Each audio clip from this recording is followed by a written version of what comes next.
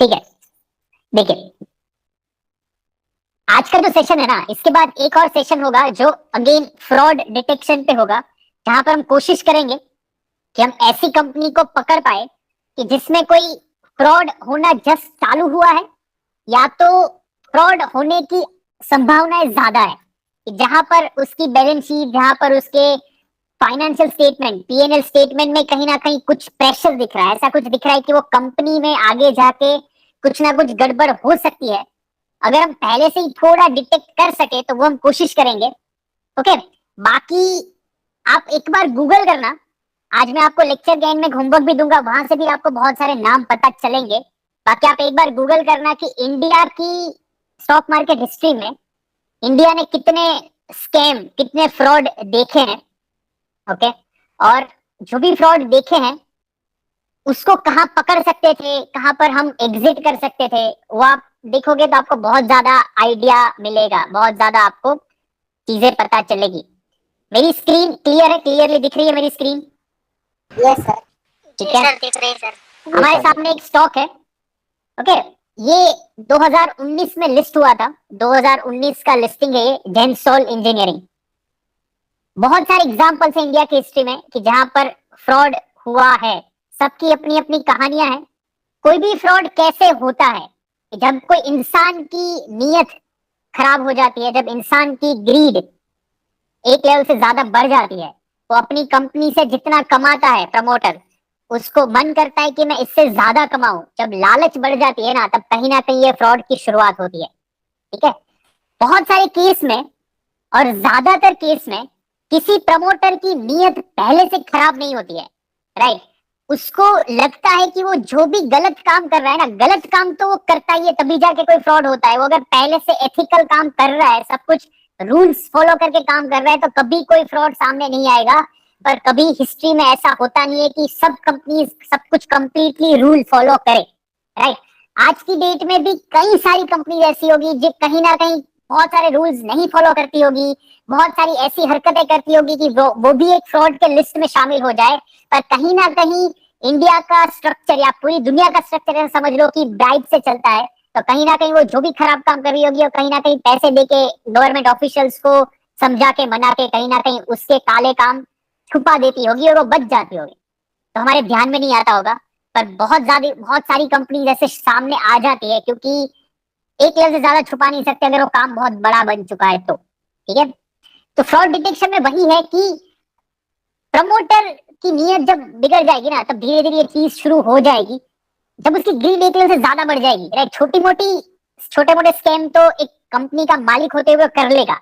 Account statement में कहीं ना कहीं गफला कर देगा, कहीं ना कहीं अपने रिलेटिव को लोन दे देगा, है ना, जिसका पता इन्वेस्टर को, हम जैसे लोगों को नहीं पता लग पाएगा। मान लो मैं एक बहुत बड़ी कंपनी हूँ, 5,000 करोड़ की कंपनी हूँ, और मैं कंपनी की बुक से मेरे ही किसी रिलेटिव को मैं 5 करोड़ दे दिया, और वो 5 करोड़ घुमा फिरा के फिर मैंने अपने अकाउंट में ले लिया। ठीक है, जिसको रिलेटेड पार्टी ट्रांजेक्शन बोलते हैं, रिलेटेड पार्टी ट्रांजेक्शन, जिसमें मैंने कंपनी के नाम से पैसा घुमाते घुमाते मैं पहले एक कंपनी में लेके गया, वहां से दूसरी कंपनी में लेके गया, और वहां से घुमाते घुमाते फिर मैं मेरी ही जेब में डाल दिया। तो बहुत सारी कंपनी ऐसा करती होगी, वो लीगल रास्ता ढूंढेगी कि भाई मैं लीगली कैसे ऐसे कर सकती हूँ। तो बहुत सारी कंपनी ऐसा करती होगी, सब पकड़ में नहीं आता है। ठीक है, पर कौन पकड़ में आ जाता है? जब पकड़ा जाता है ना, तो फिर वो स्टॉक एकदम खत्म हो जाता है, वो कंपनीज में हम जैसे इन्वेस्टर का बड़ा नुकसान हो जाता है। ठीक है, तो इसका रास्ता क्या है? इसका रास्ता ये है कि हम कोशिश करेंगे कि जितना हो सके पहले तो जिसके नंबर्स, जिसका पीएनएल स्टेटमेंट, जिसका बैलेंस शीट, जिसका कैश फ्लो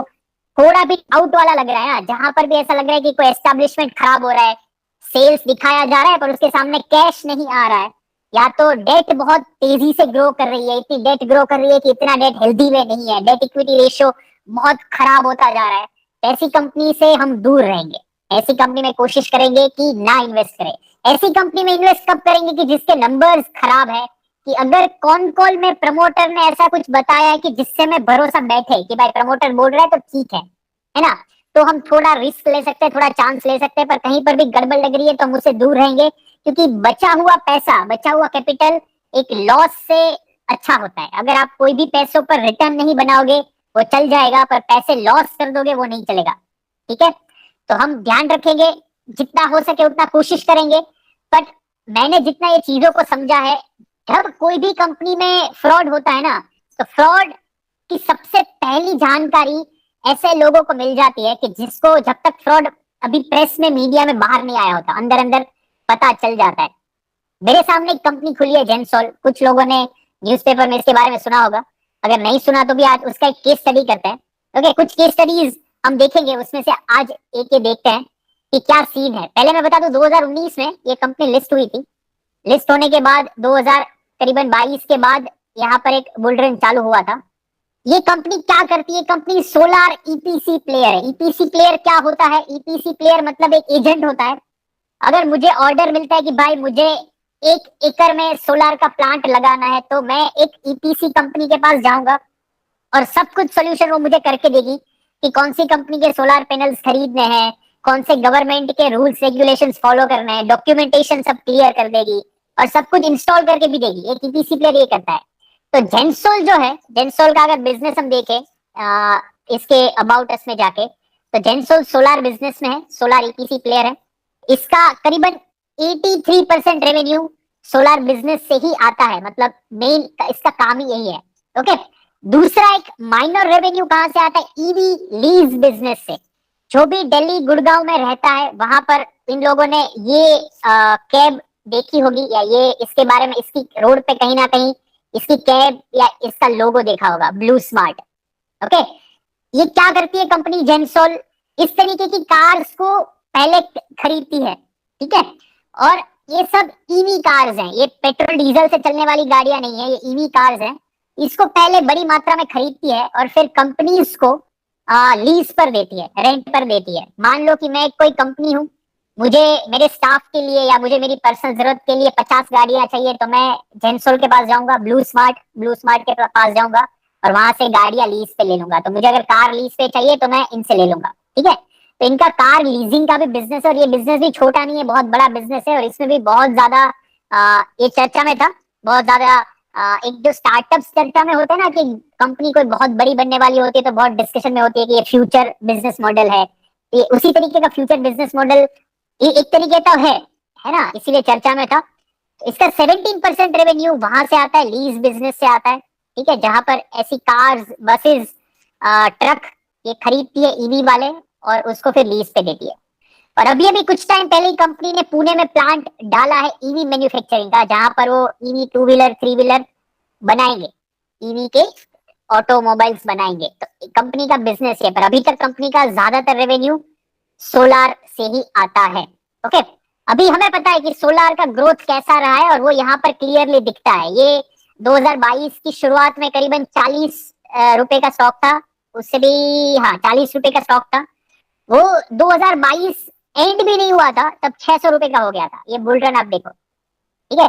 उसके बाद 2023 के सेकेंड हाफ में, जब नया बुल रन चालू हुआ, ये रशिया यूक्रेन वॉर के टाइम पे, उसके बाद ये करीबन 300 रुपए से लेके कितने रुपए तक गया? 1300 रुपए तक गया। तो 2 बुल रन देखे हैं ये कंपनी ने, और उसके बाद ये धड़ाम से ये फॉल आया है। अभी 2024 में ही, 2024 में 1300-1400 रुपए का था, वो भी फिर से 40 रुपए का हो चुका है। और आप बिलीव नहीं करोगे, अभी कुछ टाइम पहले ही, जस्ट कुछ टाइम पहले फरवरी में करीबन 800 रुपए का था, 800 रुपए का 40 रुपए हो चुका है। तो जब भी कोई फ्रॉड होता है ना, तो धड़ाम से शेयर प्राइस ऐसे गिर जाता है। ये जो शेयर प्राइस गिरता है ना, उसमें बहुत बार क्या होगा कि जब न्यूज बाजार में फैलना चालू हो गया ना, तब तक प्राइस ऊपर से अच्छा खासा गिर गया होगा। तो अगर आपने कोई महंगे वैल्यूएशन या महंगे प्राइस पे स्टॉक को लिया ना, तो आपको लॉस बुक करना निश्चित है, आपको करना ही पड़ेगा। ओके, पर एक बात हमेशा याद रखनी है कि आपके पोर्टफोलियो में अगर कोई कंपनी में न्यूज ऐसा आना चालू होते हैं, तो 1 मिनट भी सोचना नहीं है। अगर ऐसे इस तरीके के न्यूज आए तो आप लॉस भी बुक करके बेच दो, ठीक है। क्योंकि इस टाइप के जितने भी स्कैम पास्ट में हुए ना, उसमें ऐसा नहीं हुआ कि स्कैम आने के बाद प्राइस इमीडिएट रिकवर हो गया हो, वो आपको और ज्यादा लॉस देगा। उससे अच्छा है कि आप जितना जल्दी ऐसे स्टॉक से बाहर निकल जाओगे लॉस बुक करके, तो बाकी का कैपिटल आपका बच ही जाएगा, ठीक है। अभी मैं आपको बताऊंगा आज के लेक्चर में कि इस स्टॉक को जल्दी से जल्दी कब पकड़ सकते थे। इस स्टॉक के सबसे पहले न्यूज कब आए थे? न्यूज पेपर्स में इसके न्यूज आए थे अप्रैल मंथ में। अप्रैल मंथ में इसके न्यूज आए थे, करीबन स्टॉक यहाँ पर था, करीबन स्टॉक यहाँ पर था, 100-150 रुपए पे स्टॉक था। ओके, तो मैं यही बताने की कोशिश कर रहा हूँ कि जब भी आपके पोर्टफोलियो की कोई कंपनी में इस तरीके का फ्रॉड होगा ना, तो कोई भी इंसान आपके वो स्टॉक को बचा नहीं पाएगा कि आपको बहुत जल्दी पता लग जाए, बहुत जल्दी पता लग जाए, है ना, कि और आप एकदम कॉस्ट टू कॉस्ट निकल जाओ। आपको एक लॉस लेना ही पड़ेगा और आपको ये मान के चलना है। इसीलिए हम अपनी टोटल पोर्टफोलियो में 40 से 50 कंपनीज रखते हैं। क्यों? क्योंकि एक आध कंपनी में भी कोई बड़ा ऐसा स्कैम हो गया तो भी हमें पूरे पोर्टफोलियो को नुकसान नहीं होगा। ठीक है, क्योंकि सबसे पहले जब न्यूज आए एज ए रिटेलर, जब मुझे न्यूज पता चले, तब स्टॉक अप्रैल मंथ था 2025 का, तब ऑलरेडी फॉल हो रहा था। ओके, जब तक न्यूज नहीं आते मार्केट में, तब तक जो फॉल होता है ना, तब हमें ये लगता है कि या तो स्टॉक का पी बहुत ज्यादा बढ़ गया है, तो टेम्पररीली स्टॉक में कोई दिक्कत है, टेम्पररीली। पर टेम्पररी दिक्कत के चलते हम स्टॉक को तुरंत बेचते नहीं है। ठीक है, बहुत बार टेक्निकली खराब हो जाएगा तो बेच देंगे हम, ऐसा नहीं है। पर तब तक भी, जब तक टेक्निकल एग्जिट हमें मिलना चालू होगी, तब तक भी आप मान के रखो कि आपको एक सर्टेन लॉस तो लेने के लिए तैयार रहना पड़ेगा इस टाइप के केसेस में। बाकी उसके अलावा जिस फ्रेमवर्क से हम स्टॉक पिक करते हैं, ऐसे फ्रेमवर्क में एक लेवल से बड़ा फॉल नहीं आएगा, और एक लेवल से बड़ा फॉल आता है तो भी हम 30% 40% के लॉस पर निकल जाएंगे अपने रूटीन नॉर्मल वाले स्टॉक में। तो इस तरीके के स्टॉक होते हैं ना, उसमें सडनली धड़ाम धड़ाम फॉल आता है, बहुत जबरदस्त फॉल आता है। तो ऐसे स्टॉक में ये लोअर सर्किट्स लगने लगेगी तो इनिशियली आप नहीं निकल पाओगे, पर जहां पर निकलने का मौका मिलता है, जहां पर भी आपको न्यूज जितना जल्दी आप पकड़ पाओ, उतना जल्दी हमें एग्जिट कर लेनी है। ओके, आप पुराने बहुत सारे फ्रॉड वाले एग्जांपल्स देख लेना, आपको सेम पैटर्न पता चलेगी कि फ्रॉड में जितना जल्दी आप निकलो उतना ही अच्छी बात है। ओके, अभी दूसरी बात कि पहले ये दोनों बुल रन समझते हैं। ये जो भाई ये फ्रॉड हुआ, ओके, तो कोई भी कंपनी में फ्रॉड हुआ उसका मतलब क्या वो कंपनी पहले से खराब है? नहीं, ऐसा जरूरी नहीं है। कंपनी हो सकता है कि अभी तक अच्छी है, फंडामेंटली भी अच्छी है, पर अब जाके कहीं ना कहीं प्रमोटर ने कुछ गफला कर दिया, क्योंकि अब जाके कंपनी इतनी बड़ी बन गई कि प्रमोटर की नीयत खराब हो गई। ओके, तो पहले ये समझते हैं कि ये जो भी बुलरन आए थे, ये जो 2000 यहाँ पर 2022 में एक बुलरन आया और 2023 में एक बुलरन आया, किसकी वजह से आया? क्योंकि जब भी कंपनी में बुलरन आएगा तो बुलरन ऐसे नहीं आता है। हमने बहुत सारे केस स्टडीज और बहुत सारे एनालिसिस देख लिए। ठीक है, तो देखते कि कंपनी ने सच में परफॉर्म किया था कंपनी ने क्या सोलार के प्रोजेक्ट कंपनी को मिलते थे क्या? तो मैं जेंसोल के पीएनएल स्टेटमेंट में आपको ले जाता हूँ सबसे पहले। तो पीएनएल स्टेटमेंट में आप देखो, इसके रेवेन्यू में ग्रोथ तो है। 2021 के बाद देखो 64 करोड़ का सेल्स 160 करोड़ का हो गया। 160 करोड़ का सेल्स सीधा डबल होके नेक्स्ट ईयर 400 करोड़ हो गया। 400 करोड़ का सेल्स डबल होके 2024 में 900 करोड़ हो गया। तो उसने एवरी ईयर अपने रेवेन्यू को डबल किया है लगातार 1 2 3 साल। तो उसका मतलब कि एरी गैरी कंपनी तो नहीं है, या एटलीस्ट अभी तक तो नहीं थी जब तक ये स्कैम बाहर नहीं आया था। कंपनी को सच में बिजनेस मिल रहा था, कंपनी को रेवेन्यू भी मिल रहा था उससे, और कंपनी इस तरीके से ग्रो भी कर रही थी। अभी ऑपरेटिंग प्रॉफिट देखते हैं, ऑपरेटिंग प्रॉफिट में कैसा ग्रोथ है। 6 करोड़ का ऑपरेटिंग प्रॉफिट 19 हो गया, 3 गुना बढ़ा। 19 का 78 हो गया, 78 का 230 हो गया। मतलब यहाँ पर भी ग्रोथ बहुत सॉलिड है। ओपीएम देखते हैं, ओपीएम में क्या बढ़ोतरी है। 10% का 12%, 12% का 20, 20 का 24। देखो ओपीएम कितना बढ़ रहा है। तो ये यहाँ पर कहीं पर भी हमें वो नजर नहीं आ रहा कि ये कंपनी पहले से फ्रॉड है। तो बिल्कुल नहीं थी ये कंपनी पहले से फ्रॉड। ठीक है, तो हो सकता है, मैं और भी चीजें आगे फंडामेंटली दिखाता हूँ, पर हो सकता है कि हम भी ऐसे स्टॉक में बैठे हो, हमारे टेक्निकल पैटर्न के हिसाब से जहां पर भी हमने एंट्री ली हो, जो भी रिवर्सल में हमने एंट्री पकड़ी हो, हमने हो सकता है कि यहाँ पर एंट्री पकड़ी हो सकता है कि 2024 में यहाँ कहीं बना हो सेटअप, पर यहाँ कहीं जब भी कोई सेटअप बनेगा तो 2024 में हमारी इक्विटी साइकिल, हमारी रेशियो साइकिल हमें अलाउ नहीं करेगी, तो हम यहाँ पर बच जाएंगे। तो ये स्टॉक में, ये पर्टिकुलर स्टॉक की बात करूं तो हमने ये स्टॉक में हमें सिर्फ एक मौका यहाँ पर दिया था और एक मौका यहाँ पर कहीं पर दिया है 2022 में, और वो दोनों मौके चले हैं। ओके, अभी उसका मतलब ये नहीं है कि यहाँ पर कहीं पर एंट्री नहीं मिल सकती थी। हो सकता था कि यहाँ पर भी एंट्री कहीं ना कहीं मिल जाती और हमें यहाँ कहीं पर लॉस बुक करना पड़ता। वो हमेशा प्रिपेयर रहना है। ओके, लॉस बुक करना पड़ सकता है, क्योंकि हमें अपने पैसों को ऐसे इन्वेस्टमेंट में फंसा के नहीं रखना है कि जहां पर उम्मीद हो कि अभी और बढ़ेगा, अभी बढ़ेगा, अभी बढ़ेगा। गिरते हुए स्टॉक में उम्मीद नहीं जतानी है कि ये बढ़ेगा बढ़ेगा बढ़ेगा। अगर गिर रहा है, स्टोरी खराब हो गई है, तो वहां पर एग्जिट कर लेंगे। ठीक है, तो चीजें ऐसी थी कि यहाँ पर प्रॉमिसिंग चीजें थी। नेट प्रॉफिट की बात करूं 2021 में से 3 करोड़ था, 3 का 11 हुआ, 11 का 23 हुआ, 23 का 53 हुआ। तो नेट प्रॉफिट भी बढ़ा है। ईपीएस की बात करूं 0.97 का ईपीएस 15 का हो गया, वो भी बढ़ा है। तो सब तरीके से कंपनी में ग्रोथ था। चीजें खराब होना चालू हुई 2024 के सेकेंड हाफ में, करीबन अक्टूबर नवंबर में। चीजें उससे पहले अंदर तो कुछ ना कुछ गड़बड़ चालू हो गई थी। क्या गड़बड़ हो गई थी थोड़ी देर में समझाता हूँ, पर चीजें जब सामने आना चालू हुई उसके बाद 2025 में चीजें सामने आना चालू हुई, और वहां से फिर इस तरीके की जो बड़ी बड़ी कैंडल्स दिख रही है यहाँ पर, एग्जिट होना चालू हो गया। जो भी स्मार्ट लोग थे वो सबके एग्जिट चालू हो गए, और रिटेलर्स को कहीं ना कहीं थोड़ा लेट पता चलता है। ओके, अभी स्कैम क्या हुआ मैं बताता हूँ, पूरी चीज क्या हुई मैं बताता हूँ। अब देखो क्या चीज है, ये कंपनी क्या करती है। कंपनी का मैंने दूसरा जो बिजनेस बताया, पहला बिजनेस बताता हूँ। पहला बिजनेस इसका था सोलार वाला, ठीक है। अभी चीजें क्या होती है कि दो कंपनीज है। एक कंपनी है गवर्नमेंट की कंपनी है IREDA, Indian renewable energy development agency. Okay, ये कंपनी क्या करती है कि अगर ये गवर्नमेंट का ऑर्गेनाइजेशन, ये क्या करता है कि अगर कोई कंपनी रिन्यूएबल सेक्टर में अच्छा काम करने जा रही है तो वो उसको लोन प्रोवाइड करती है। एक गवर्नमेंट की एजेंसी है, वो लोन प्रोवाइड करती है। क्यों? क्योंकि लोन प्रोवाइड करेगी, इंडिया की छोटी छोटी कंपनीज को बड़ा होने में हेल्प करेगी, तभी जाके पूरा इंडिया ग्रो करेगा। तो ये लोन प्रोवाइड करती है कि भाई आप कुछ रिन्यूएबल में अच्छा करने जा रहे हो तो चलो हम आपको लोन देते हैं। अभी हुआ क्या कि ये जेंसोल जो है, जेंसोल ने अपना ईवी बिजनेस चालू किया। जब मैंने बताया ब्लू स्मार्ट, ये ब्लू स्मार्ट चालू किया, तो ब्लू स्मार्ट के लिए उसको पैसों की जरूरत थी। तो पैसों के लिए क्या किया कि जेंसोल जो है वो इरेडा के पास गया कि भाई मुझे ऐसे गाड़ियां खरीदनी है तो आप मुझे लोन दो। तो इंडियन रिन्यूएबल एनर्जी डेवलपमेंट ने क्या किया, 900 करोड़ का, 900 करोड़ का लोन दिया। 900 करोड़ का लोन दिया। किसको दिया? जेंसोल को दिया। किसके लिए दिया? ये गाड़ियां खरीदने के लिए दिया। करीबन कितनी गाड़ियां खरीदनी थी 900 करोड़ में? 6,700, 6,500 के करीबन गाड़ियां खरीदने का प्लान था। कि जब लोन लेके, लोन का प्रपोजल लेके जब गवर्नमेंट के पास जाएंगे ना, इरेडा के पास जाएंगे, तो इरेडा को सब कुछ डिटेल बताना पड़ेगा कि आप जो भी हमें 900 करोड़ दे रहे हो उसे इतनी कार्स हम खरीदेंगे, फिर उसको ऐसे बिजनेस में लगाएंगे, फिर आपको लोन रीपे करेंगे, आपको interest payment time to time मिल जाएगा। ओके, पूरा प्लान लेके जाना पड़ता है। तो उसमें ये भी बताना पड़ता है कि कितनी कार्स हम खरीदेंगे, कितने व्हीकल्स खरीदेंगे। अब तो 6,500 व्हीकल्स खरीदने का प्लान था। ओके, उसमें फिर क्या हुआ कि जेंसोल के मालिक जो है उन्होंने क्या किया कि 6,500 कार में से उन्होंने करीबन 4,500 गाड़ियां ही खरीदी, उन्होंने 2,000 गाड़ियां नहीं खरीदी। तो पैसे तो 6,500 के ले लिए थे सरकार से, तो खरीदी क्यों नहीं? क्यों नहीं खरीदी? क्योंकि उनकी नीयत खराब हो गई।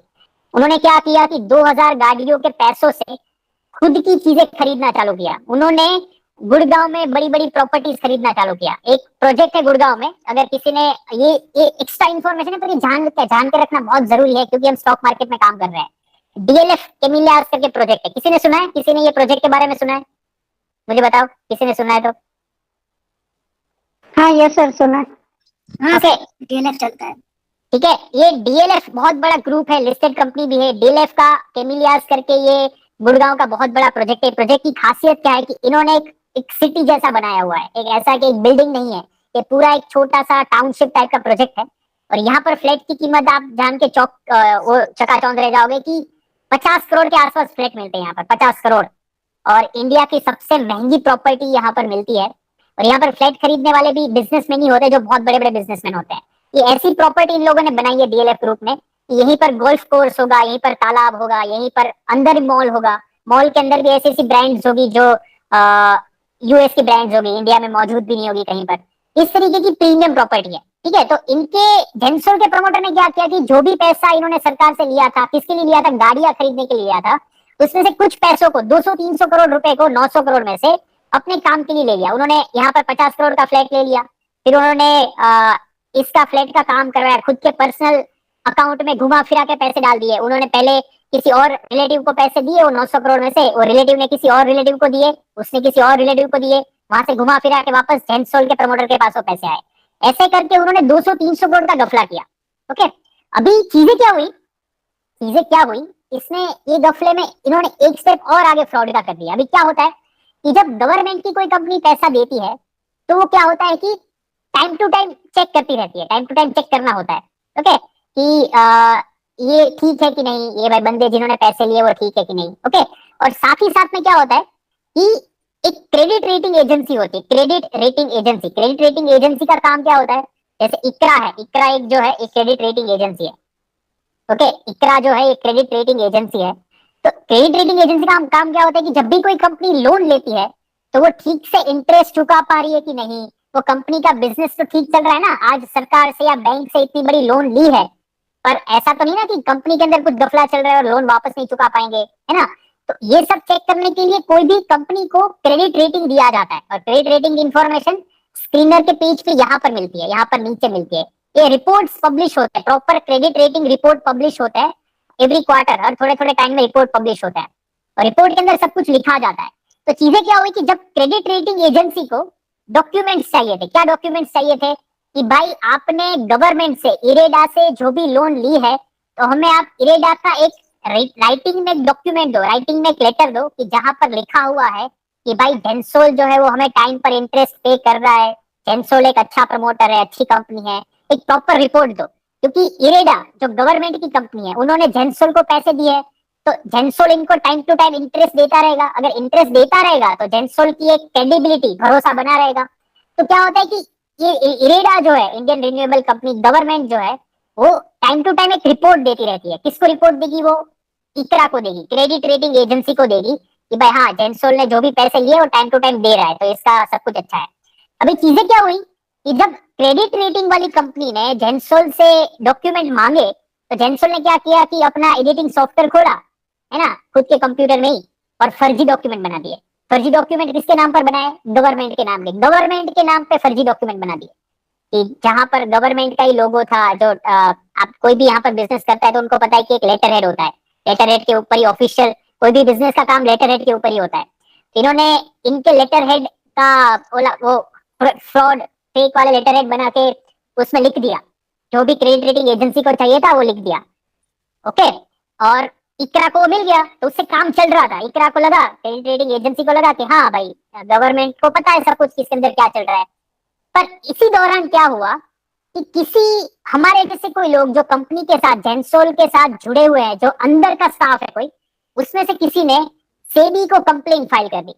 सेबी को कंप्लेन फाइल कर दिया, गवर्नमेंट को एक नोटिस भेज दिया कि भाई ये कुछ गड़बड़ चल रही है। किसने भेजा? इसको बोलते हैं विसल ब्लोअर। मैं आपको एक आध टर्म समझाता हूँ, आप न्यूज़पेपर में एक टर्म कभी रीड करो तो इससे आपको एक आइडिया लगेगा। देखो, इसको बोलते हैं विसल ब्लोअर। विसल ब्लोअर क्या करता है कि अगर कहीं पर भी कोई फ्रॉड चल रहा है ना, तो वो ऐसा बंदा है कि उसको पता चला है कि यहाँ पर फ्रॉड चल रहा है और उससे बहुत सारे आम लोगों का नुकसान होने वाला है, तो वो क्या करता है कि सरकार को या तो सेबी जैसी एजेंसी को वो एक मेल कर देता है, या तो कहीं ना कहीं वो समाचार पहुंचा देता है कि भाई आप ये कंपनी को चेक करो, यहाँ पर कुछ गड़बड़ चल रही है। उसको विसल ब्लोअर कहते हैं। और जो भी बंदा ये काम करता है उसको गवर्नमेंट प्रोटेक्शन प्रोवाइड करती है। क्यों प्रोटेक्शन प्रोवाइड करेगी? क्योंकि देना पड़ेगा ना। कल जाके कोई भी कंपनी के ओनर होंगे, अभी जेंसोल हो या कोई भी कंपनी के ओनर होंगे, अगर उसको पता चला कि भाई एक बंदे ने सरकार को बता दिया कि हम फ्रॉड कर रहे थे, तो वो बंदे की जान पे खतरा है ना। इसलिए विसल ब्लोअर को बहुत प्रोटेक्ट किया जाता है। विसल ब्लोअर का नाम कभी बाहर नहीं आता है।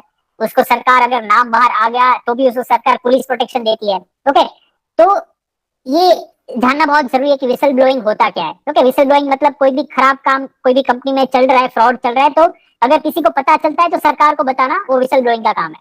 तो किसी ने सेबी को, ये गवर्नमेंट की एजेंसी जिसने जेंसोल को पैसा दिया था 900 करोड़, वो सबको मेल करके बता दिया। और उसके बाद 2025 की शुरुआत में जांच पड़ताल चालू हुई, और जैसे ही जांच पड़ताल चालू हुई तो सब कुछ बाहर आया। सरकार ने इनको पूछा, सरकार सेबी ने इसको पूछा, इंडियन रिन्यूएबल को, कि आपने वो लेटर दिए थे क्या, आपने वो लेटर दिए थे क्या जो जेंसोल ने इकरा को दिए कि भाई हम टाइम पर पेमेंट कर रहे हैं, सब कुछ ठीक है ना।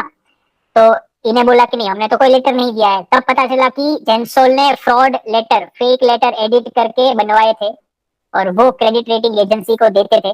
अगर क्रेडिट रेटिंग एजेंसी ने अपना रेटिंग डाउन कर दिया, जब रेटिंग डाउन होता है ना, तो रेटिंग डाउन होता है, ऐसे ही स्टॉक का प्राइस भी गिरने लगता है, ऐसे ही कंपनी को और लोन मिलना बंद हो जाता है। हमारे आप और हम, आप में से किसी ने लोन लिया हो लाइफ में तो आप सिबिल स्कोर को जानते होंगे। सिबिल स्कोर, अगर आपका सिबिल स्कोर खराब हो जाता है तो आपको लोन नहीं मिलता, या तो लोन कम मात्रा में मिलता है या तो लोन ज्यादा इंटरेस्ट रेट पर मिलता है, मतलब लोन मिलना मुश्किल हो जाता है।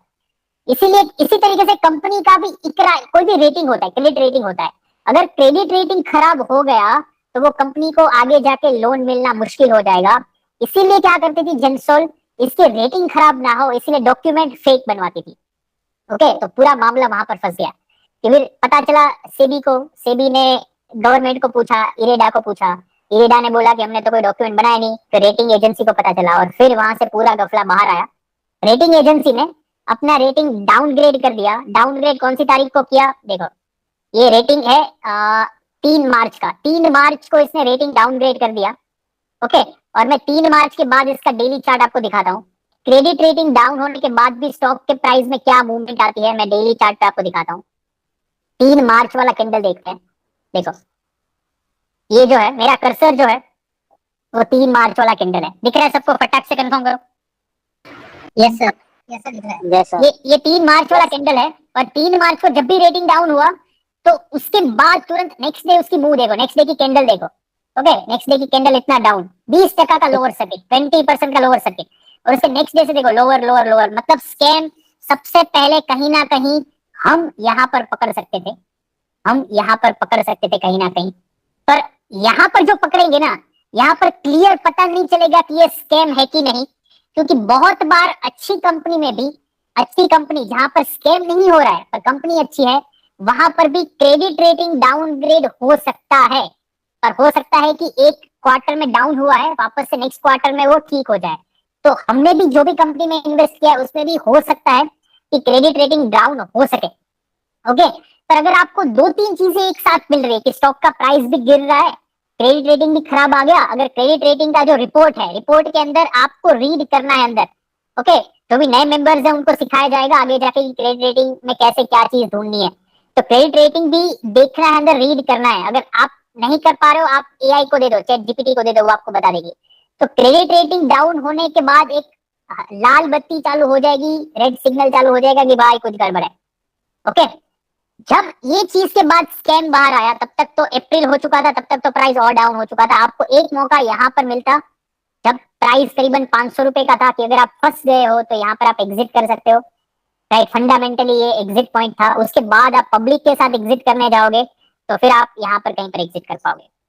ठीक है, तो चीजें ये हुई, क्रेडिट रेटिंग ने सबसे पहले रेटिंग डाउनग्रेड करी और वहां से पूरा स्कैम बाहर आया और सब चीजें खराब होना चालू हो गई।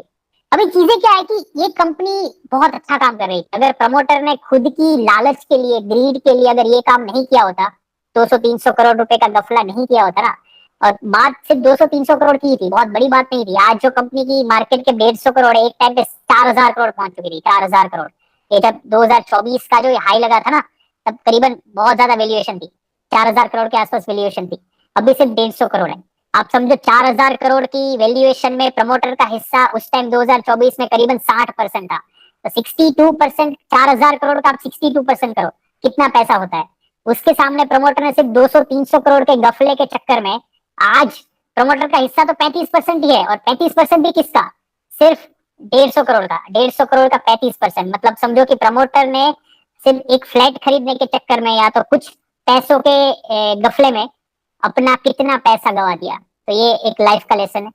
और दूसरी बात की, ये कंपनी पहले खराब नहीं थी। ये कंपनी में अगर आप पहले ट्रेड भी करते हैं 2 साइकिल में, तो कंपनी उस टाइम खराब नहीं थी, और वो देखने को भी मिलता है। मैं आपको बताता हूँ, कंपनी जैसे एज यूजुअल कोई भी कंपनी को हम चेक करते हैं तो हम चेक करते हैं कि कंपनी ने जो गाइडेंस दिया था वो पूरा किया कि नहीं। तो कंपनी ने जनवरी 2024 में देखते हैं कि गाइडेंस दिया था क्या, नोट्स में जाके देखते हैं। ओके, यहाँ पर गाइडेंस सर्च करते हैं, यहाँ पर गाइडेंस सर्च करते हैं।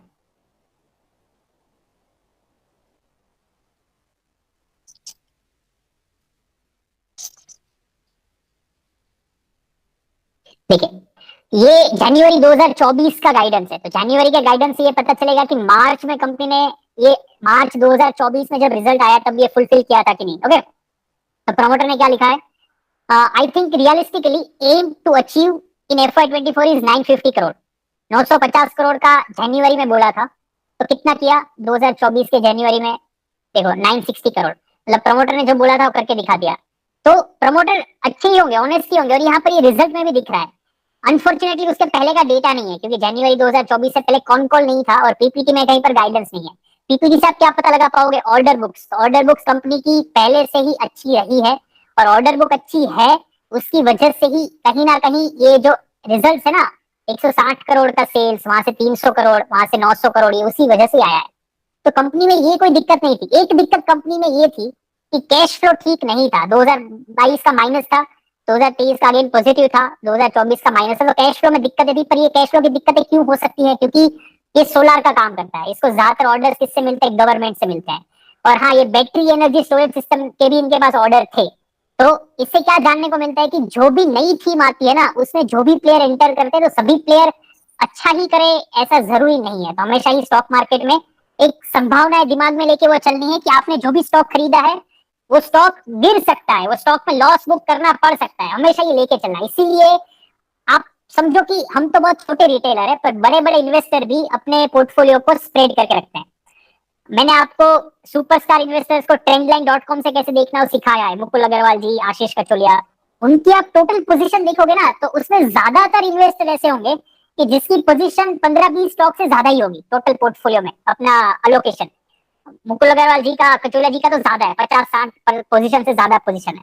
तो उनके केस में एक आध स्टॉक खराब निकल गया ना तो कोई दिक्कत नहीं है। अभी देखो चीजें क्या होती है कि अगर ये स्टॉक को हम पहले एनालाइज करते ना तो हम भी खरीदते। क्यों खरीदते?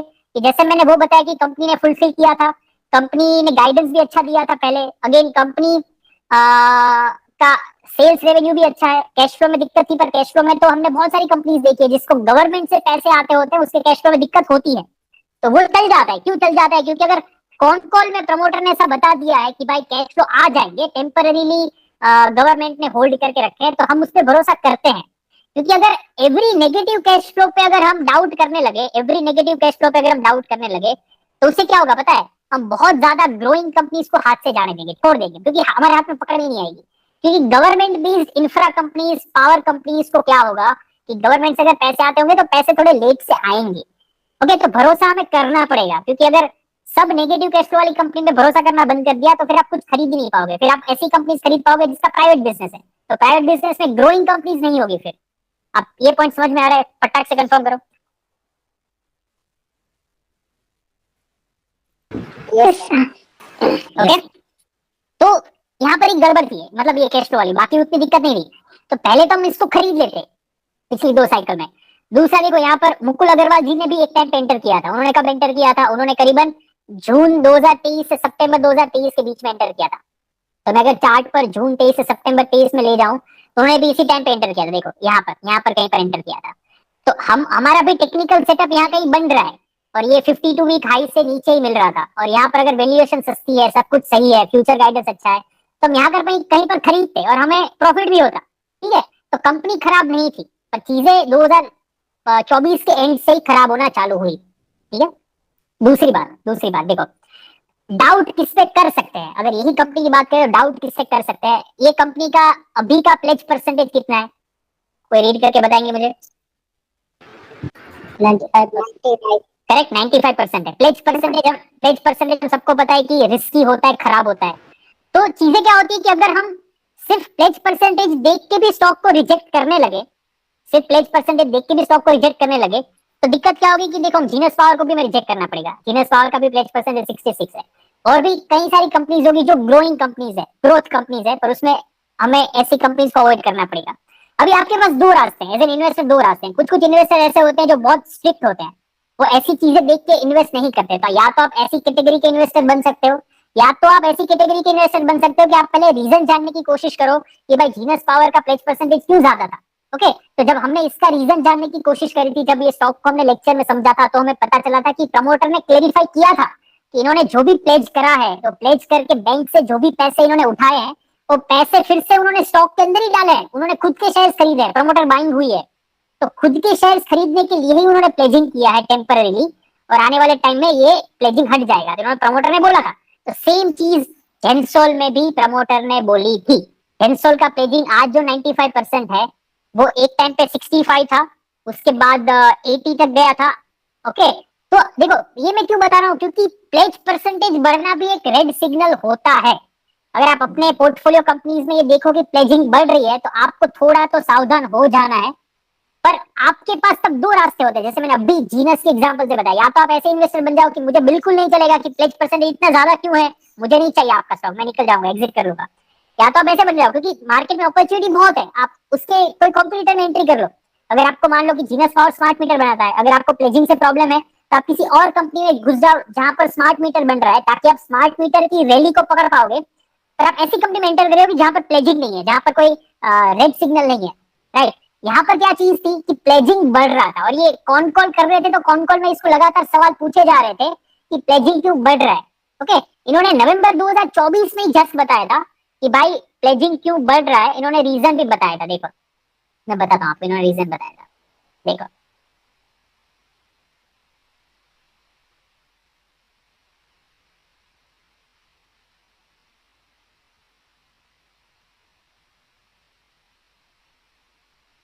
देखो इसमें एग्जैक्ट रीजन नहीं आएगा, इसमें रीजन समझ आएगा। देखिए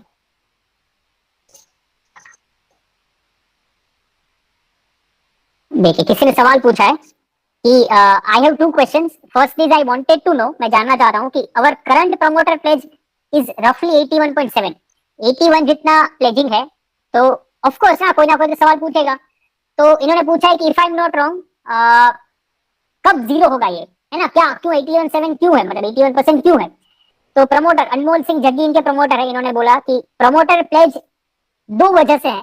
पहला तो जो प्लेज है वो क्या है कि we have given to Power Finance Corporation and IREDA, IREDA मतलब जिससे इन्होंने 900 करोड़ रुपए लिए हैं। तो इन कंपनी को इन्होंने जो ईवी कार खरीदने के लिए जो डेट ली थी 900 करोड़ की, उसके लिए प्लेजिंग है। इन्होंने क्या किया, इनको कुछ दिखाने होंगे, कुछ पैसे दिखाने होंगे, तो ये डेट के लिए इन्होंने अपने शेयर्स को प्लेज करके ये इनसे पैसे लेने होंगे, तो उसके लिए खुद कुछ पैसे दिखाने होंगे कि हमारा बिजनेस ठीक चल रहा है कि नहीं, ईवी का बिजनेस अच्छा चलेगा कि नहीं, तो उसके लिए इन्होंने ये प्लेजिंग करा है। और दूसरा क्या है कि उन्होंने अपने ईवी बिजनेस के लिए ही प्लेजिंग करा था, मतलब इनका कहने का मतलब ये था कि इन्होंने प्लेज करके जो पैसे उठाए थे वही पैसे बिजनेस में लगाने वाले थे। ओके, और वही बिजनेस ग्रो करेगा और फिर वो प्लेजिंग के पैसे वापस बैंक को देके अपने शेयर्स छुड़वा देंगे। ओके, ये प्लान था उनका। तो प्रमोटर ने तो यहाँ पर भी प्लेज का जस्टिफिकेशन दिया था, जैसे जीनस पावर में भी प्रमोटर ने दिया है। बट ये जब चल रहा होता है ना, तब नहीं पता होता कि ये स्टॉक में कुछ गड़बड़ चल रही है। अभी जैसे जीनस पावर मान लो कि आज से कुछ महीने बाद पता चली कि उसके अंदर भी स्कैम आ गया, तब हम पता करेंगे हाँ यार ये प्लेज वाला चीज तो गड़बड़ है। पर जरूरी नहीं है कि जिसने भी कंपनी ने प्लेज लिया है वो गड़बड़ ही हो। तो मैं ये क्यों पॉइंट बता रहा हूँ, क्योंकि एक तरीके से रेड सिग्नल है, इसके केस में भी था कि प्लेज इसका लगातार बढ़ रहा था और ये रेड सिग्नल था। पर एवरी रेड सिग्नल एक बहुत बड़े फ्रॉड में या स्कैम में कन्वर्ट नहीं होता है। कुछ कुछ ऐसे टेम्पररीली रेड सिग्नल होता है, फिर वो नॉर्मल हो जाता है। ठीक है, दूसरी बात, अगर आप इसकी बैलेंस शीट में जाके इसकी बोरोइंग देखो, इसकी बोरोइंग आप देखो, इसकी बोरोइंग लगातार बढ़ रही है पिछले कुछ सालों से। 2021 में से 11 करोड़ थी, 82 हुई, 600 हुई, 1500 हुई, 1300, 1500, मतलब इतनी ज्यादा बोरोइंग हो गई, 1500 करोड़ की बोरोइंग हो गई। इसकी टोटल असेट 2300 करोड़ के असेट में इसकी 1500 करोड़ की बोरोइंग है। तो आप अगर आपने वो सेशन सब देखे हो तो आपको आइडिया होगा कि इतनी ज्यादा बोरोइंग बहुत रिस्की होती है, क्योंकि इसका इंटरेस्ट पेमेंट कितना देना पड़ेगा, डेट पेमेंट इसका कितना होगा। आप अगर पीएनएल स्टेटमेंट में जाके देखो एनुअल में, तो इसका इंटरेस्ट पेमेंट देखो आप, इंटरेस्ट पेमेंट ये कितना पे कर रहा है, देखो 24 करोड़, 110 करोड़ इसका इंटरेस्ट पेमेंट देखो। ऑपरेटिंग प्रॉफिट 230 करोड़ का है, उसके सामने 110 करोड़ का ये इंटरेस्ट पेमेंट दे रहा है। तो ये अगेन एक क्वेश्चन मार्क है, रेड सिग्नल है कि आप अगर जेंसोल का स्कैम नहीं आता और अगर आप मान लो कि जेंसोल को खरीदने का सोचते, तो यहाँ पर आपको एक सवाल उठाना लाजमी था कि ये इतना ज्यादा इंटरेस्ट पेमेंट कंपनी के लिए बर्डन बन सकता है। तो आप उस टाइम पे ये सोच के इसके कोई कॉम्पिटिटर में पैसे लगा सकते थे कि जिसका डेट उतना कम हो, जिसके पास बर्डन ना हो। क्योंकि यहाँ तक फिर भी ठीक था, यहाँ पे इतना ठीक नहीं था, यहाँ पे इतना ठीक नहीं था। ओके, 24 करोड़, पर फिर भी ठीक था। ऑपरेटिंग प्रॉफिट 78 करोड़ था, उसमें 24 करोड़ डेट में चले जाते थे, इंटरेस्ट पेमेंट में चले जाते थे। यहाँ पर 230 करोड़ में से करीबन आधा पैसा इंटरेस्ट में चला जा रहा है। तो यहाँ पर भी एक रेड सिग्नल थोड़ा सा था कि इतनी डेट क्यों ले रहे हैं। ओके, क्योंकि डेट ज्यादा लेंगे इंटरेस्ट पेमेंट ज्यादा आएगा, चीजें डिफिकल्ट होती जाएगी, चीजें डिफिकल्ट होती जाएगी, अगेन प्रॉफिटेबिलिटी प्रेशर में आ जाएगी। ठीक है, ये सब चीज एक दूसरे के साथ जुड़ी होती है। ओके, अभी क्या, अगर आप प्रमोटर भी स्मार्ट होता है, प्रमोटर को भी पता होगा कि भाई ये चीजें थोड़ी आउट ऑफ कंट्रोल जा रही है, आउट ऑफ कंट्रोल चीजें थोड़ी जा रही है। तो प्रमोटर ने क्या किया, प्रमोटर ने 2024 में एक क्यूआईपी जैसा करा। क्यूआईपी मतलब लोगों से पैसे लिए, इन्वेस्टर से पैसे लिए, और इन्वेस्टर से जो पैसे लिए ना, उससे इन्होंने क्या करा कि थोड़ा डेट को रीपे कर दिया, डेट को चुका दिया। 1500 करोड़ में से थोड़ा पेमेंट कर दिया और डेट को 1300 करोड़ तक लेके आए। और इन्होंने नवंबर 2024 में ये बात बता दी। नवंबर 2024 का जब ये वाला कॉन कॉल हुआ था ना, ये वाले कॉन कॉल में इन्होंने बताया कि देखो भाई हम अच्छे प्रमोटर हैं, हम डेट को कम करने के लिए कोशिश कर रहे हैं। क्योंकि उनको अंदर से पता था कि भाई अंदर कुछ ना कुछ हम तो गड़बड़ कर रहे हैं। अगर गड़बड़ बहुत लेवल पर बाहर आ गई, राइट, लोगों ने, अच्छे इन्वेस्टर ने पकड़ लिया कि भाई डेट भी बहुत बढ़ रही है, तो हो सकता है कि लोगों का इंटरेस्ट कम हो जाएगा। और उसके चलते ही देखो आप 2024 में डेट इतना बढ़ गया था, उसके चलते ही 2024 के बाद देखो स्टॉक उतना बढ़ा ही नहीं है। देखो ये 2024 में ये जो हाई बना, ये हाई तो इसीलिए कि इसका पी 100 का पी हो गया था यहाँ पर। उसके बाद ये जो फॉल आया, उसके बाद देखो स्टॉक का प्राइस ऊपर गए जा ही नहीं पाया, क्योंकि कहीं ना कहीं इन्वेस्टर को ये सब प्रेशर दिखने लगा कि डेट बढ़ रही है, फिर इंटरेस्ट पेमेंट बढ़ता जाएगा, प्रॉफिटेबिलिटी प्रेशर में आ जाएगी, तो ये कहीं ना कहीं उनको दिखने लगा, इसलिए फिर नया बुल रन नहीं आ पाया।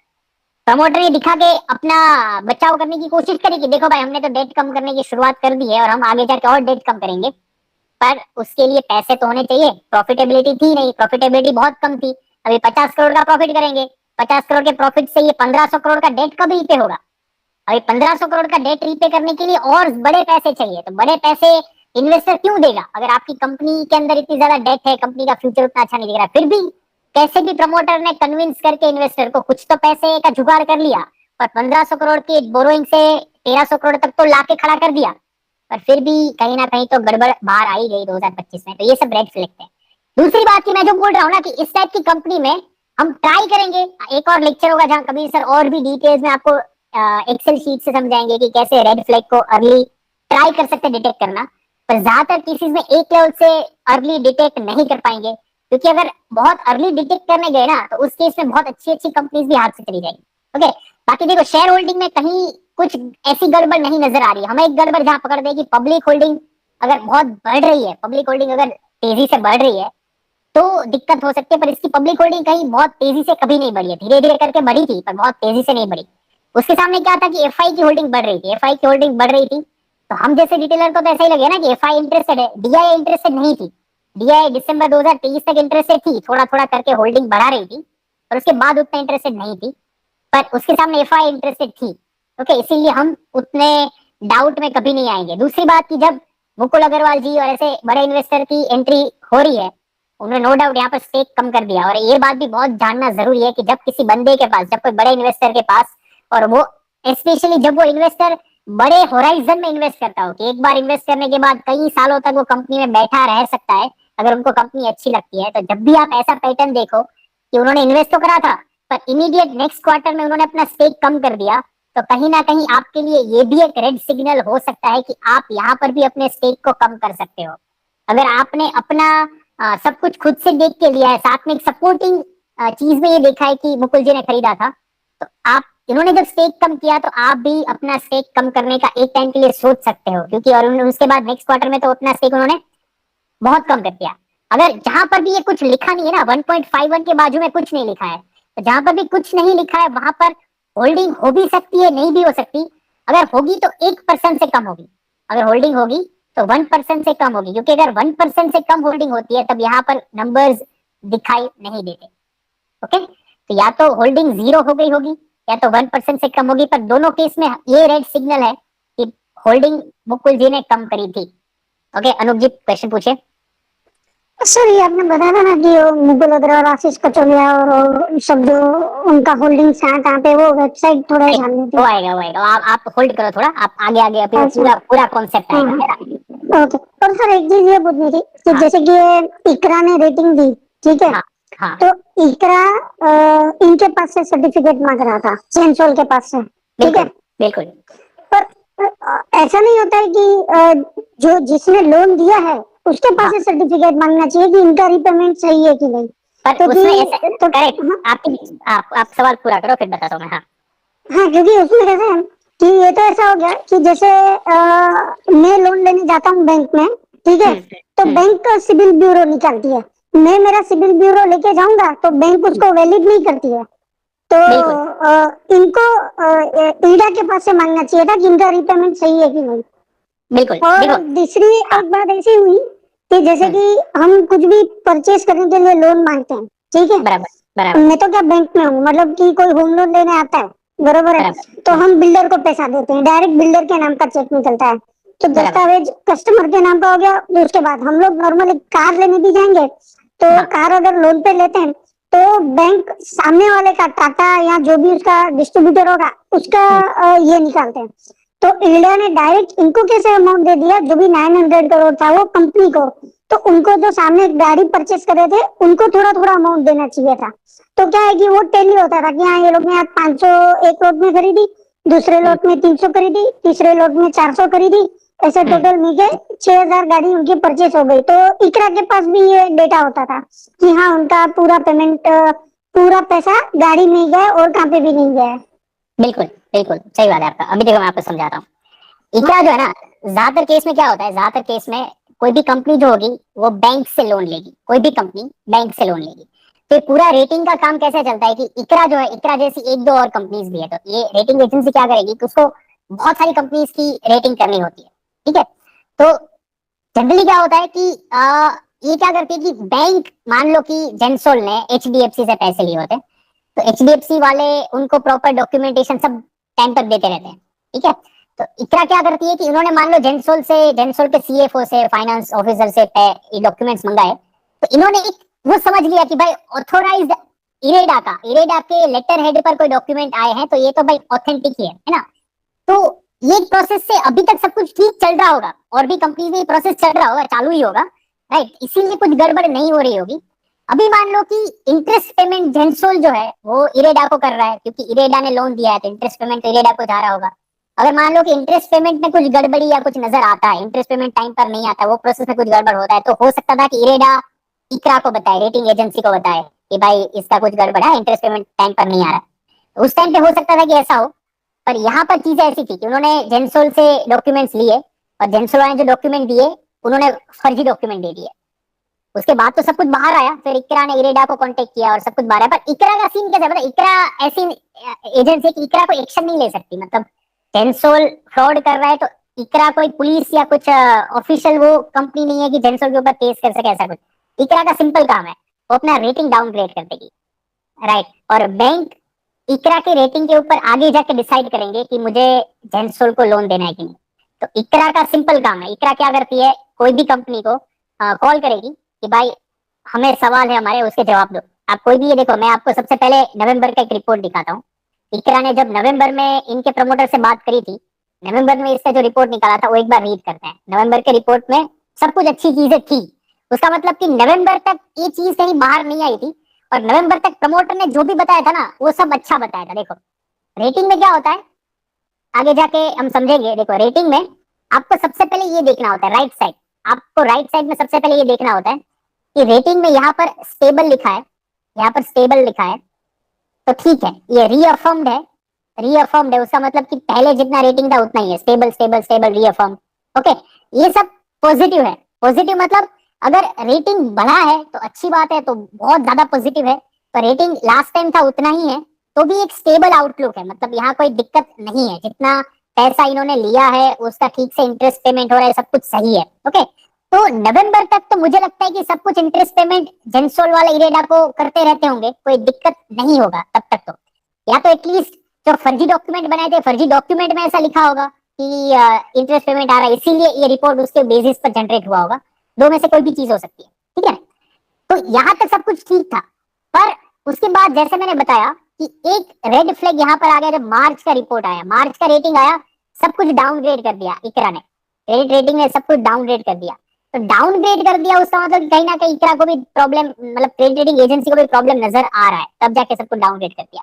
आप यहाँ पर ये रेटिंग ये रीड करोगे ना, ये रिपोर्ट, यहाँ पर सब कुछ प्रॉपर लिखा है। देखो क्या क्या लिखा है, company has healthy order book, company के पास नवंबर में 5,200 करोड़ की ऑर्डर बुक थी, कंपनी का रेवेन्यू 1,000 करोड़ ही था पर 5,000 करोड़ की ऑर्डर बुक थी। तो रेटिंग एजेंसी ने भी सब कुछ पॉजिटिव लिखा है। क्या लिखा है कंपनी ने कि sufficient revenue visibility over the next 12 to 8 months, मतलब आने वाले साल से 1.5 साल अच्छा रेवेन्यू विजिबिलिटी भी नजर आ रहा है। मतलब इकरा रेटिंग एजेंसी क्या करती है कि हम जैसे रिटेलर को एक लिखित में देती है चीजें, केवल पता चले कि भाई हम तो कोई भी स्टॉक को एनालाइज करेंगे ही, पर जब इस तरीके की बड़ी एजेंसी एनालाइज करेगी ना तो हमें प्रॉपर पता चलेगा कि भाई कंपनी के अंदर क्या चल रहा है।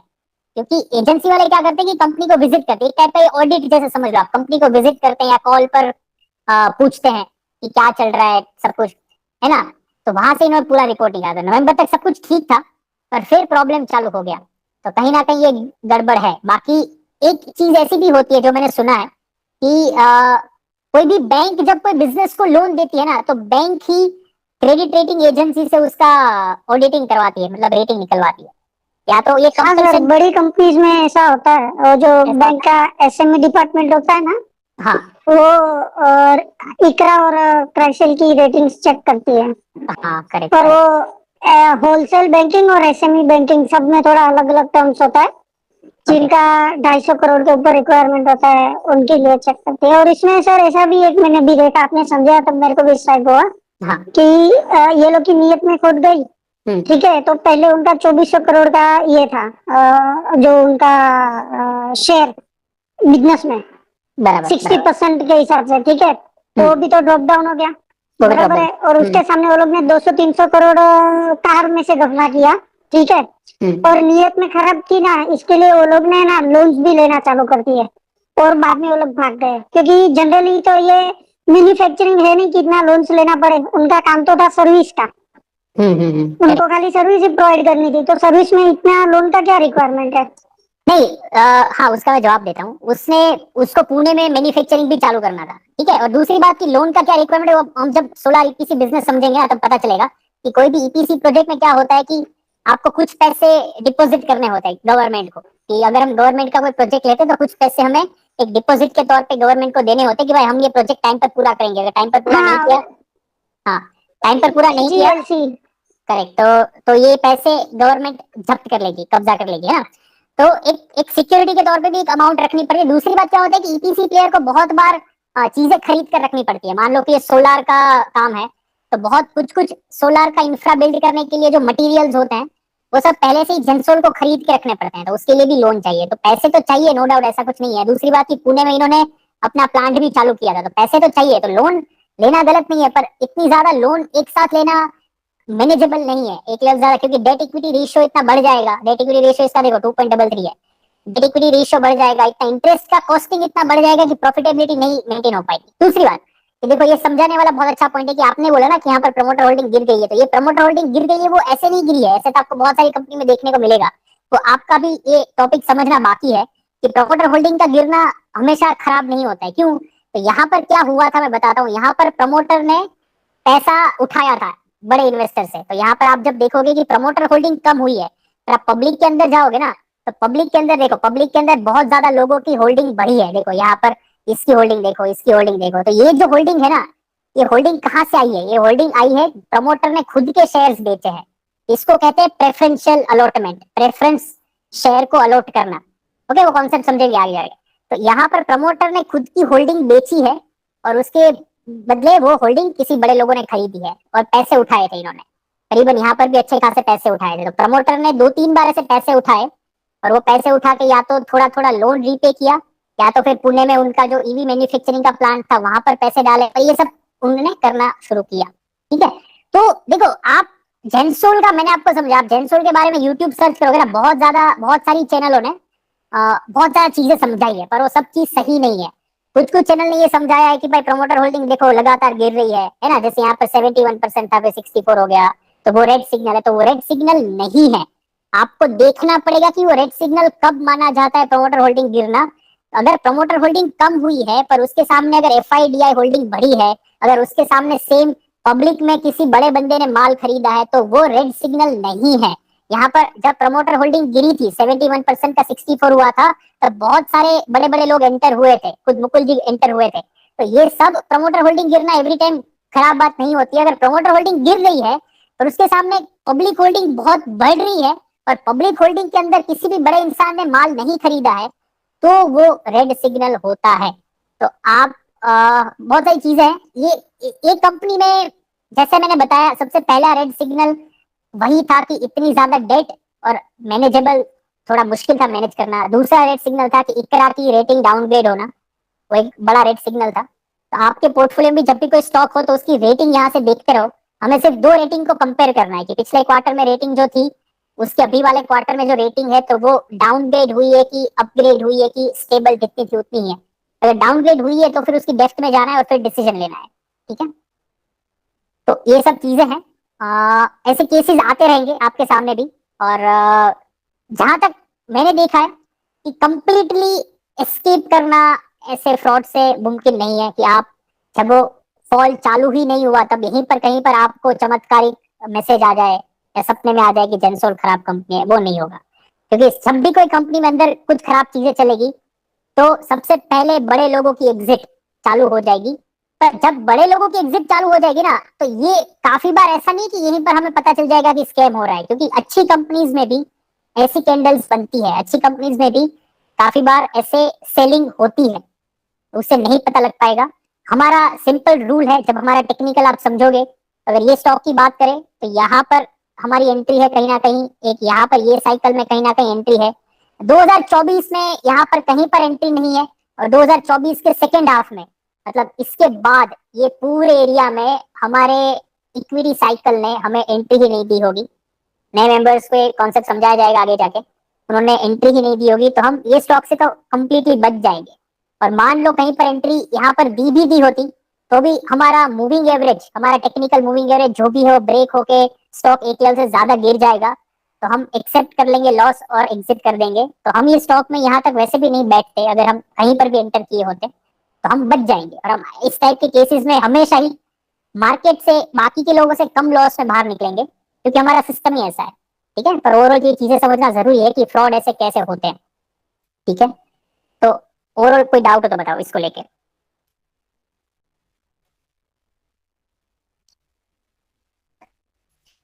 इसको लेके कोई डाउट हो तो बताओ। No sir. No sir. ठीक है, ओके। एक और चीज है जो मैं समझा रहा हूँ, कोई भी कंपनी में, ये जेक्सोल की बात नहीं है, कोई भी कंपनी में एक चीज हमें देखनी है कि उसके नंबर ऑफ एम्प्लॉइज कितने हैं। ओके, उसके नंबर ऑफ एम्प्लॉइज कितने हैं, और कंपनी का जो बिजनेस मॉडल है उसके हिसाब से उसके नंबर ऑफ एम्प्लॉइज कैसे हैं, ग्रो कर रहे हैं कि नहीं कर रहे हैं। ओके, तो चैट जीपीटी से ये पता लग जाएगा। आप चैट जीपीटी को सिंपल क्वेश्चन पूछना कि कोई कोई भी कंपनी जिसको आप स्टडी कर रहे हो कि इसके कितने एम्प्लॉइज पिछले साल थे, इस साल कितने एम्प्लॉइज हैं। देखो, नंबर ऑफ एम्प्लॉइज, कंपनी कैसे ग्रो करेगी, कंपनी ग्रो करने के लिए एम्प्लॉइज बढ़ाने ही पड़ेंगे, स्टाफ ज्यादा चाहिए, राइट। अगर आईटी कंपनी है, आईटी कंपनी में मान लो कि बहुत बड़े लेवल पर स्टाफ नहीं बढ़ेगा, तो भी हो सकता है कि कुछ स्टाफ भी ज्यादा रेवेन्यू लेके आ सकता है क्योंकि बड़ा प्रोजेक्ट मिल गया। पर आईटी कंपनी में भी ज्यादातर हमने देखा है कि नंबर ऑफ एम्प्लॉइज बढ़ते ही बढ़ते हैं। अगर कंपनी का काम बढ़ रहा है तो एम्प्लॉइज बढ़ते ही बढ़ते हैं। तो आप अपनी, आपका इन्वेस्टमेंट जो भी कंपनी में, उसकी एम्प्लॉय बढ़ने की आप ट्रैक वो देखना कि किस ट्रेंड क्या है। 2022 में कितने थे, 23 में कितने थे, ये चैट जीपीटी आपको ढूंढ के दे देगा। 24 में कितने थे। अगर एम्प्लॉइज बढ़ रहे हैं ना, तो कंपनी कहीं ना कहीं ऐसे प्रोजेक्ट ले रही है कि जहां पर ज्यादा एम्प्लॉइज की जरूरत पड़ रही है, तो वो एक पॉजिटिव पॉइंट है। ठीक है, दूसरी बात कि अगर कंपनी का काम आपको लगता है कि ये काम तो बहुत बड़ा है पर उसके सामने एम्प्लॉइज बहुत कम है, तो भी वो एक तरीके का रेड फ्लैग स्कैम हो सकता है कि कहीं ना कहीं कंपनी छुपा रही है हमसे। ठीक है, तीसरा पॉइंट, कोई भी नया आईपीओ या कोई भी नया एसएमई आईपीओ, खास करके एसएमई कंपनी, उसमें आपको बहुत ज्यादा दिक्कतें हो सकती है, क्योंकि आप बहुत ज्यादा एसएमई कंपनीज के चार्ट देखोगे तो वो ओपन बहुत गैप अप होते हैं। ओपन मतलब मार्केट में जब लिस्टिंग होता है तो बहुत गैप अप होता है, फिर वहां से फिर फॉल होते जाते हैं। तो जब लिस्टिंग होता है ना, अभी लिस्टिंग गैप अप हुआ है, उसका मतलब कि कहीं ना कहीं वो कंपनी ने अपने नंबर्स बहुत अच्छे दिखाए हैं।